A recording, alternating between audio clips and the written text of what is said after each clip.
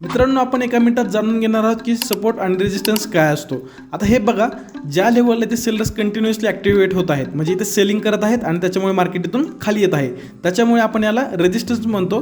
आणि ज्या ठिकाणी बायर्स कंटिन्युअसली ॲक्टिवेट होत आहेत आणि मार्केटला वरती घेऊन चालले आहेत, आपण त्या लेवलला सपोर्ट या नावाने ओळखतो.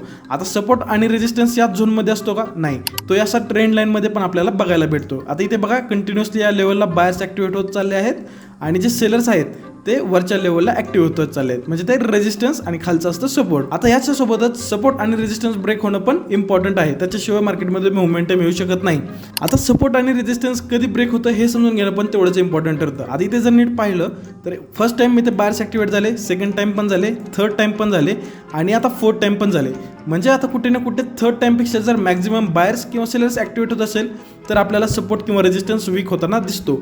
आता जेव्हा इथं मार्केट फिफ्थ टाइम आलं तेव्हा आपल्याला एक शार्प ब्रेकडाऊन बघायला भेटलेला आहे.